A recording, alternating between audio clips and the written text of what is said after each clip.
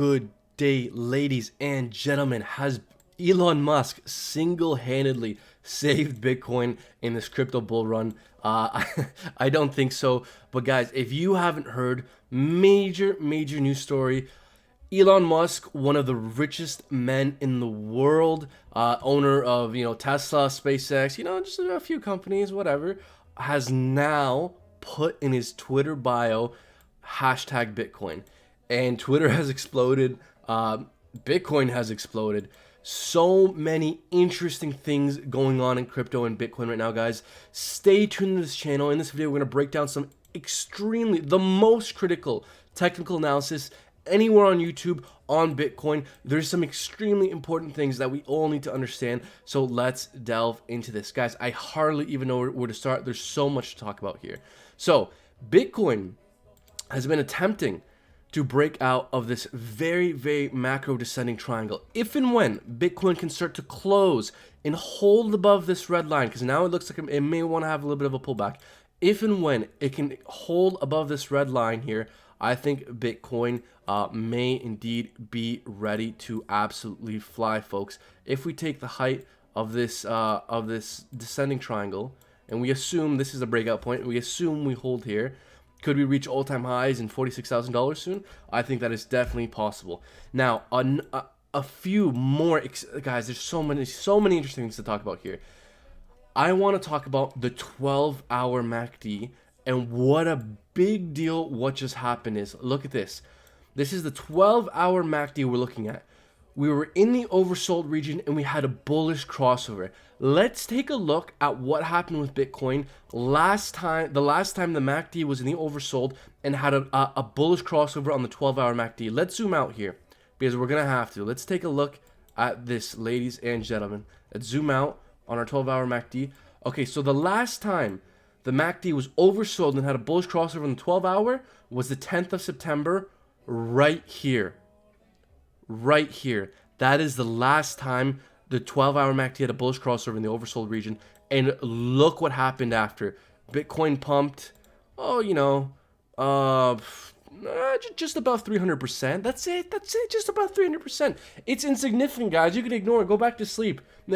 We don't know what we're talking about on this channel. You can go back to sleep. Guys, we've been... And now that, guys, let's just do this again for fun.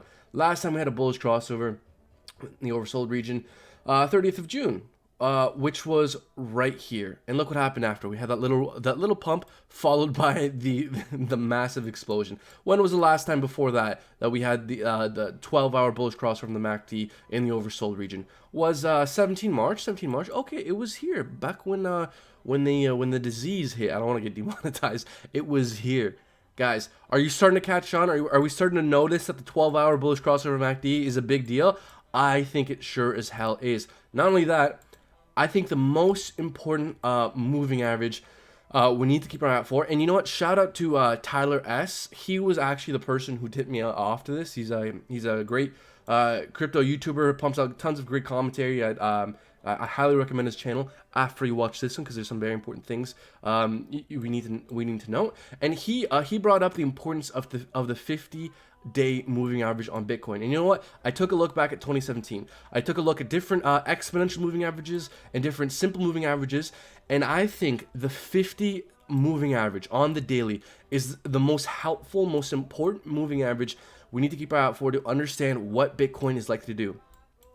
We fell down quite a few times during the last 2017 cryptocurrency bull run to the 50 moving average and held it as support. As soon as we started getting daily candles close below the 50 moving average on the daily, the bull run was over. We entered a bear market, crashed for years and consolidated for years. So the 50 moving average on the daily is the most important moving average we need to keep an eye out for. As soon as we start to see daily candles close below it, I think the bull run, at least for Bitcoin, we could start to talk about it being over at that point. But we've held it as support. If we zoom into the most recent, what's been happening most recently, we can see the blue line right here, the 50 moving average on the daily. We touched it and held it as support. So that's good. We want to see that continue. So the question is, are we at the point in the cycle where we're somewhere here where we fall back down and we have a bunch more upside, or are we at the point in the cycle where we're touching it and sooner rather than later we're going to break down and enter a bear market? Well, I'd wager that it's likely than not at this point,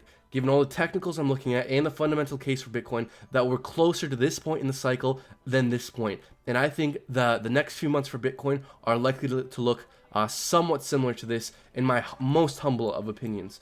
Yeah, and guys, so most important thing for Bitcoin, this descending triangle. Okay, whatever way we break out, we're likely to trend in that direction for quite some time.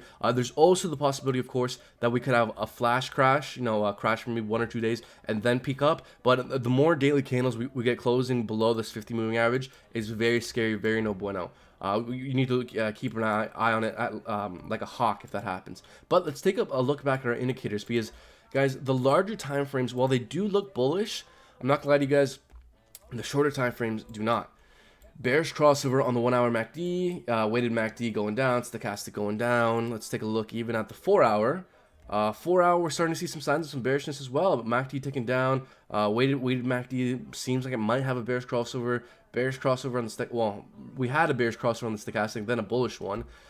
So we'll have to see how that plays out, guys. Again, looking at the 2 hour, look, this bearish crossover on the weighted MACD, stochastic going down. So the lower time frames do look bearish for Bitcoin, which makes sense. So the question is, are we just going to fall back down and kind of consolidate and retest the breakout point, or are we going to fall back down further?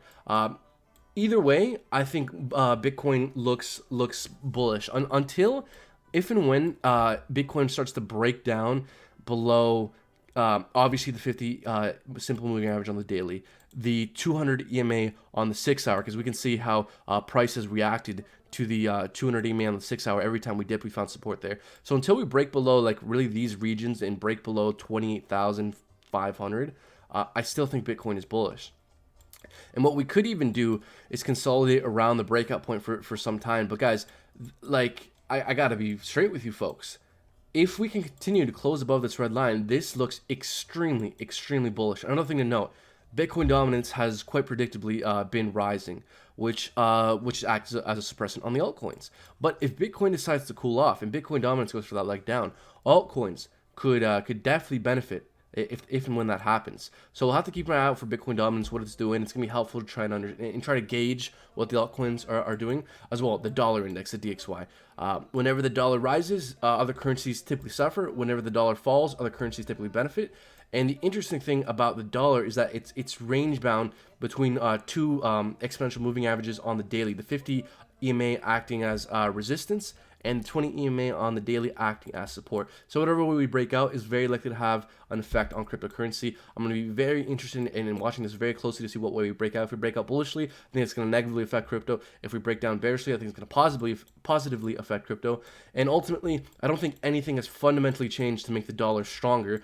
The Americans have been printing trillions of dollars. They're going to continue printing trillions of dollars, and a lot of that inflation isn't going to catch up to the dollar for even a few more months, in about a year or so. So, guys, the dollar is fucked, in my opinion. There's no, I think it's extremely likely over the long term to keep falling, which is going to be a factor that helps out crypto. So, guys, just to wrap up my thoughts here, we really need to see Bitcoin continue to close above this red line in order for it to remain bullish. If we can continue to close above this red line, my short to midterm price prediction, I think, is all-time highs in $46,000. So major support levels we need to look out for. The most important ones is the 50 moving average on the daily and the 200 EMA on the 6 hour.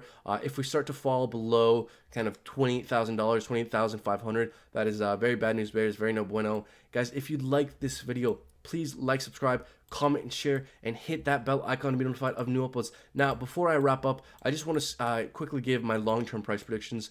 Now, I don't know this for sure, folks, but a bunch of different people, banks, think tanks have put out their long-term price predictions for Bitcoin, and I'm just gonna throw this number out for fun. I don't know this for sure. No one knows this for sure, because no one knows really any of this for sure how high Bitcoin's gonna go. I really just say this is a prediction for fun. I think Bitcoin has a good chance of reaching $300,000 at the peak of this bull run. The peak of this bull run, I think, is likely to be sometime around the end of this year, 2021. More exactly, the end of September, early October, I think, is when this bull market with Bitcoin specifically is going to peak out, and the altcoins typically peak out a month afterwards. So, guys, those are all my thoughts. Stay tuned to this channel. Check out our Discord. Link for that will be down in the description below. Check out our Twitter as well down in the description below. Check out our Rarible store. And yeah, that's it for now, folks. Take care.